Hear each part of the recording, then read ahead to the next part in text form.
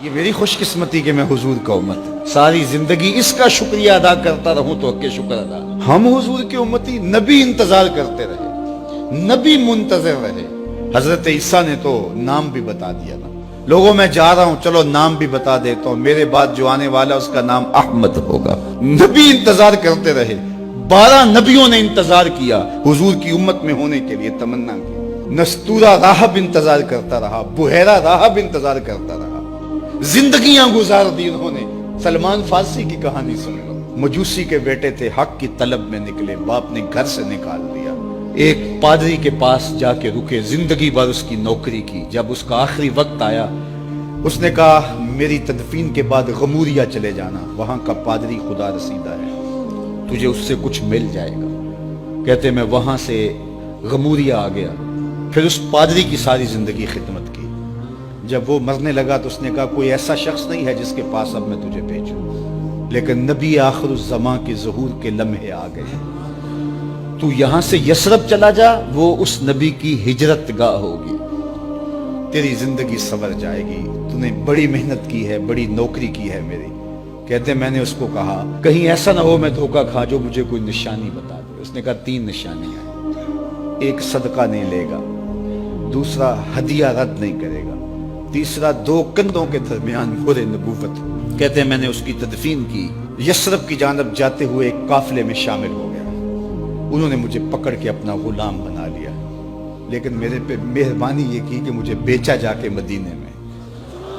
ایک یہودی نے مجھے خرید لیا. میں اس کے باغ میں گوڈی کرتا تھا, کام کرتا تھا, کھجوریں توڑتا تھا, لیکن میں انتظار میں تھا کہ کبھی وہ نبی آخر الزمان آئے تو مجھے دید ہو. کبھی عرش پر, کبھی فرش پر, کبھی ان کے در, کبھی در بدر. غم عاشقی تیرا شکریہ میں کہاں کہاں سے گزر گیا.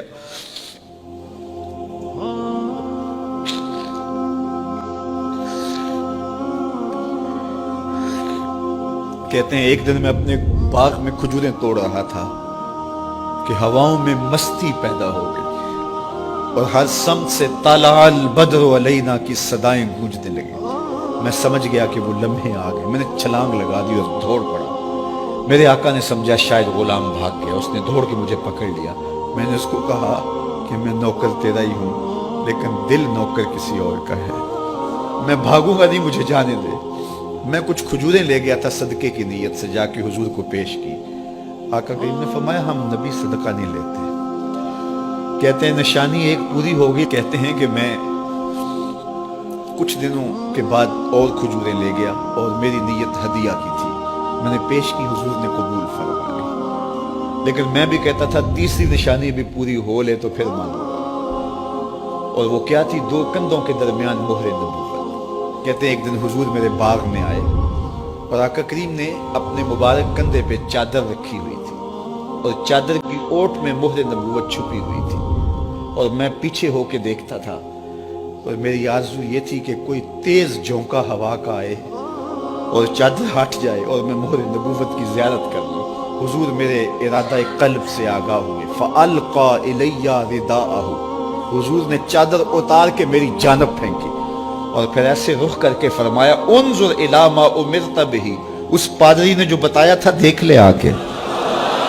تو کہا میں نے دیکھا کہ حضور کے کندھوں کے درمیان.